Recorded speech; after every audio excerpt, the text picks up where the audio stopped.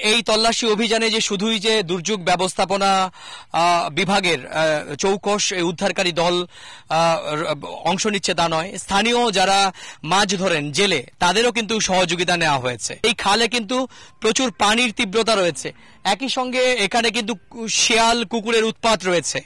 স্থানীয় মানুষ বলছেন যে এখানে কোনো মাছ বা মাংসের উচ্ছিষ্ট ফেললে 1-1.5 ঘন্টার মধ্যেই এখান থেকে কুকুর কিংবা শিয়াল দিনের বেলাতেই সেই উচ্ছিষ্ট নিয়ে যায়।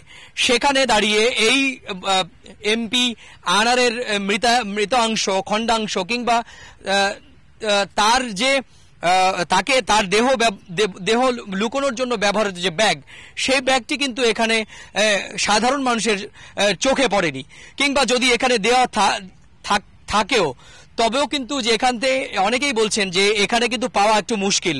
গোয়েন্দা কর্মকর্তাও বলছেন যে যেভাবে গত 3 দিন ধরে পরপর তল্লাশি অভিযান চালানো হয়েছে তাতে সন্দেহভাজন কোনো কিছুই এখনো পর্যন্ত পাওয়া যায়নি। এদিকে জানিয়ে রাখি, এই তল্লাশি অভিযানের পাশাপাশি বাংলাদেশ থেকে একটি গোয়েন্দাদের দল, 3 জনের একটি গোয়েন্দাদের দল কিন্তু ইতিমধ্যেই কলকাতা আসার প্রস্তুতি নিয়েছেন। আপনারা জানেন যে কসাই জেহাদি একমাত্র কলকাতার গোয়েন্দাদের কাছে রয়েছে এবং তাকে কিন্তু 12 দিনের যে গতকালকে বারাসাত আদালত থেকে রিমান্ডের নেওয়া হয়েছে এবং সেই আজকে দ্বিতীয় দিনের মতো তাকেও কিন্তু আরক্ষা দপ্তরে কলকাতা সিআইডি জিজ্ঞাসাবাদ করছে। হয়তো এই তল্লাশি অভিযানে জিহাদকে না নিয়েও আসতে পারে, কিন্তু এখানে কিন্তু সিআইডির একটি দল তাদের প্রত্যক্ষ নির্দেশনায় এই ডিজাস্টার ম্যানেজমেন্ট এবং স্থানীয় জেলে এবং স্থানীয় মানুষের সহযোগিতায় কিন্তু উদ্ধার তৎপরতা শুরু হয়েছে।